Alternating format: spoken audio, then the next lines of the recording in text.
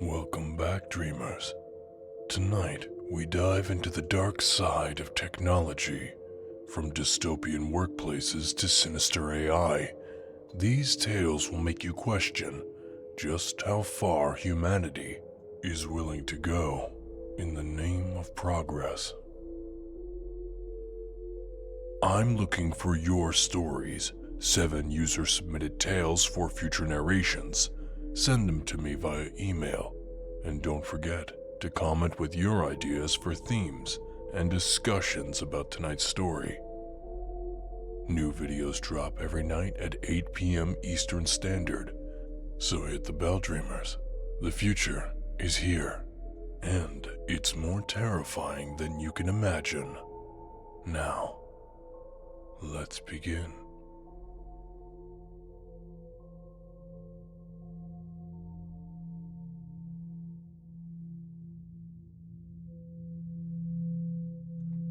I am Jack's complete lack of surprise, he muttered, sealing a box with practiced efficiency. The label read, Fight Club, Blu-ray Edition. Somewhere out there, someone still believed in anarchy wrapped in consumerism. Jack slid the package onto the conveyor belt and turned to the next one, his movements mechanical, his mind numb.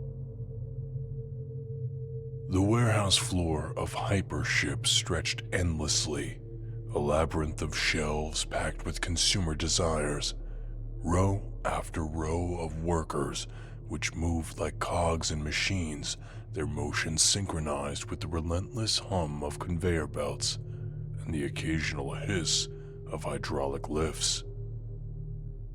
The air smelled of cardboard, sweat, and despair, punctuated only by the sharp beeps of scanners confirming each item's existence in the system. Jack had already worked there for 3 years, long enough to know every corner of the facility, but not long enough to escape its grip. He was in his mid-20s, wiry from long shifts and a diet of vending machine snacks and Red Bull. His face bore the wariness of someone who had seen many sunrises from inside a warehouse. The break room posters promised a brighter future. Join the first initiative, they declared in bold, optimistic font. Forced intensive repetitive shipment team. Earn 20% more. Be part of the future.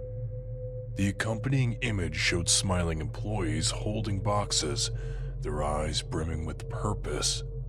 Jack had stared at those posters during countless breaks, the words gnawing at his resolve.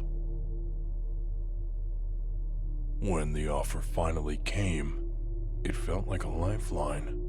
Living paycheck to paycheck, buried under rent and medical bills, the promise of extra pay was too tempting to ignore. The catch? A small procedure, a chip implanted in his brain. A revolutionary step in workplace productivity, the recruiter had said, flashing a smile that didn't reach his eyes. It'll keep you focused, alert, and ready to seize the day. Jack had signed the paperwork without reading the fine print. The procedure was expensive, but Hypership offered a convenient payment plan. Just a few extra hours each week, garnished wages, and a mandatory 2-year commitment. Removal only after the debt was paid in full, with interest. The implantation process was quick and clinical. Jack remembered the cold metal of the operating chair, the sterile smell of disinfectant, and the faint hum of machinery as the chip was inserted.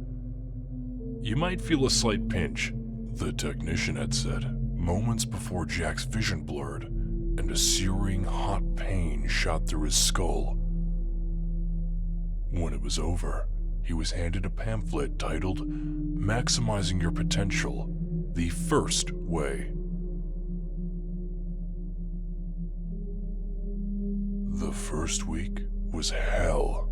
The chip monitored his every move, sending sharp electric shocks whenever his productivity faltered. Daydreaming? Shock. Bathroom break too long? Shock. Tying his shoes? Shock. Even a brief pause to stretch earned him a jolt.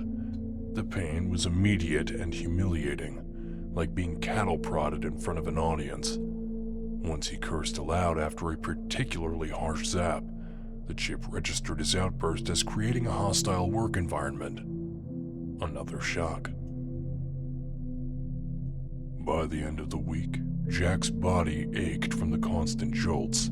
His hands trembled as he worked, his muscles tense with fear of another shock. He learned to move efficiently, not for the company's profit, but to avoid the pain. His mind became a blank slate, focused solely on the task at hand.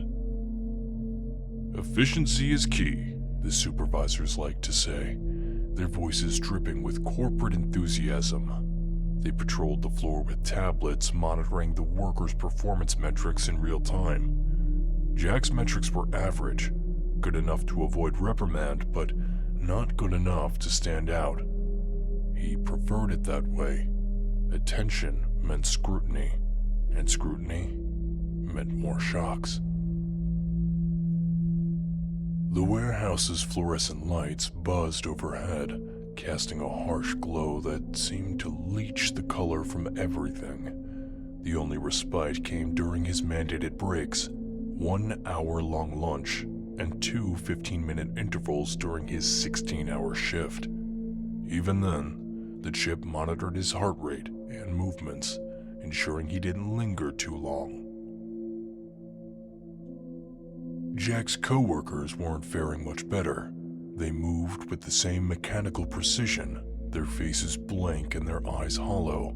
Conversations were rare, reduced to whispers during brief moments of reprieve. Still, there were glimmers of humanity, a shared glance, a subtle nod, a fleeting smile even. These small acts of connection were lifelines in the monotony. One evening, as Jack sealed another box, he felt a pang of nostalgia.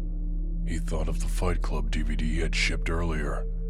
The irony wasn't lost on him. Tyler Durden's war on consumerism felt like a distant fantasy in the face of Hypership's relentless efficiency. Jack wondered if the person receiving that DVD would watch it and feel inspired. Or would they, like him, be too exhausted to care? The thought was interrupted by a sharp jolt to his temple. He'd paused too long. Gritting his teeth, Jack resumed his work, his mind retreating into the numbness that had become his sanctuary. The conveyor belt rolled on, and so did he. Jack's second month in the first initiative was marked by a growing sense of dread. The warehouse had transformed into a battleground where the enemy was invisible but ever present. Every step, every movement, every fleeting thought was monitored by this chip. The shocks came less frequently now, not because Jack had adapted, but because his mind no longer wandered. He had become what Hypership wanted, a perfect worker. But even in the most oppressive systems, cracks begin to form. It started with small acts of defiance, a glance exchanged across the warehouse floor lingering a fraction too long, a subtle tap of a foot, an unspoken code that meant, "I see you." Jack noticed these gestures and found himself responding in kind. It wasn't much, but it was enough to remind him he wasn't alone. During one of his rare breaks, Jack sat in the corner of the break room, nursing a protein mixture drink. Across the room, a man named Konta was speaking in hushed tones to a group of workers. Konta was large with broad shoulders and a booming voice that he struggled to keep low. He had a way of commanding attention, even in silence. Jack had heard about him, stories of someone who wasn't afraid to push back against the system. It was then that Jack caught Conta's eye. The man gave him a slight nod, then gestured subtly towards the vending machines. Jack hesitated, then rose, pretending to inspect the snack options. As he stood beside Conta, the larger man leaned in and whispered, "You hate it too, don't you?" Jack didn't respond immediately. He didn't need to. His silence was answer enough. "Good," Conta said, his voice barely audible. "Keep your eyes open. Things are gonna change." The rest of his shift passed uneventfully, but Jack couldn't shake Conta's words. Change. The idea felt foreign, almost dangerous. Hypership had made it clear, compliance was survival. But as the days wore on, Jack began to notice more signs of quiet rebellion. Workers finding ways to communicate, to share small comforts. A piece of candy slipped into a pocket, a whispered joke passed down the line. It was dangerous, but it was human. Then came the night. Everything changed. It started with a scream. Jack was halfway through his shift, his body moving automatically as he loaded boxes onto the conveyor belt. The sound cut through the hum of machinery, sharp and raw. He turned to see Conta standing in the middle of the aisle, his face contorted in rage. "This is bullshit," Conta roared, his voice echoing through the warehouse. "We're not machines. We're human beings." Jack froze, his heart pounding. Around him, other workers stopped, their eyes wide with fear and something else. Hope. Conta's outburst was a spark, a brief flare of rebellion in a sea of submission. The supervisors were on him in seconds, their tablets glowing as they issued commands. Jack saw Conta's body jerk violently as the shocks began. But he didn't stop. He shouted through the pain, his words slurred but defiant. "We deserve better," Conta yelled, his voice breaking. The next shock was different. Longer. Stronger. Conta's body convulsed and he collapsed to the floor. For a moment, there was silence. Then someone screamed. Jack felt his stomach twist as he watched Conta's body lie motionless. The supervisors exchanged glances, their expressions cold and calculating. One of them tapped on their tablet, and the conveyor belts resumed their relentless motion. "Back to work," a voice crackled over the intercom. "Now."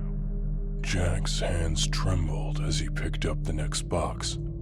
Around him, the other workers did the same, their movements stiff and mechanical. No one spoke. No one cried. But Jack could see it in their eyes. Fear. Anger. Despair. As the shift dragged on, Jack's mind churned. Conta was gone, but his words lingered. "We're not machines. We're human beings." The thought was dangerous, treasonous even. But it was there, a tiny ember in the darkness. By the time Jack clocked out, He felt like a different person. Something had shifted, though he couldn't yet name it. As he walked to his car, the fluorescent lights of the warehouse casting long shadows behind him, he found himself whispering the words under his breath. "We deserve better." The warehouse was quieter the next day. Not silent, hypership never stopped, but subdued like a wounded animal licking its wounds. Konta's death wasn't mentioned. No announcement, no acknowledgement. It was as though he'd never existed. The supervisors prowled the floor with more intensity, their eyes scanning for the faintest flicker of defiance. The chip in Jack's head felt heavier, its presence more invasive, like a parasite burrowing deeper into his brain. Jack worked as if in a trance, his body moving on autopilot. The weight of the boxes didn't register anymore. His muscles were too used to the strain. His mind, however, was alive with fear and questions. How many more would die before something changed? Would it ever change? During his break, Jack sat in the corner of the break room, staring at his hands. They were calloused, cracked, and trembling slightly. He didn't look up when someone sat down beside him. "They're watching us more closely now," a woman whispered. Her name was Priya, one of the few who still tried to smile despite everything. "Konta scared them." Jack didn't respond. What was there to even say? Priya leaned in closer. "There's a rumor going around. They've increased the shock thresholds. No more warnings. One mistake and..." She trailed off, but Jack didn't need her to finish. That night, the warehouse felt colder. The fluorescent lights buzzed louder, their harsh glow casting distorted shadows on the walls. Their air was thick with tension, every worker hyper-aware of their movements. Jack's heart pounded as he loaded boxes, each one feeling heavier than the last. Then, it happened. A young man named Elias, barely out of his teens, stumbled as he reached for a package. His foot caught on the edge of the conveyor belt, and he fell to his knees. Hard. The first shock hit immediately, a sharp jolt that made him cry out. He scrambled to his feet, but his hands were shaking too much to grip the box. "Move!" a supervisor barked from across the floor. Elias tried. He really did. But the second shock came before he could recover. His body convulsed, and he collapsed again. The third shock was longer, harsher. By the time it ended, Elias wasn't moving.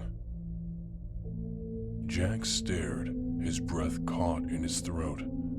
Around him, the other workers hesitated, their eyes darting to the supervisors, but no one moved to help. They couldn't. The chips would not let them.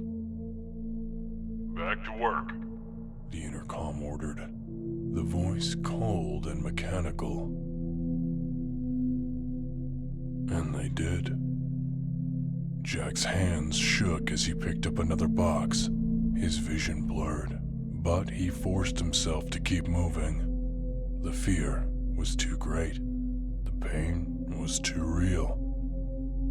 As the shift dragged on, the deaths continued. One by one, workers fell, some from exhaustion, others from the shocks. Their bodies were dragged away by security, leaving only faint smears on the concrete floor. No one spoke. No one cried. They could not afford to. By the end of his shift, Jack felt hollow. His body ached, his mind was numb, and his soul, if he had one, was shattered. As he clocked out, he caught a glimpse of a broadcast playing on a screen in the lobby. A well-dressed executive smiled at the camera, his voice oozing confidence.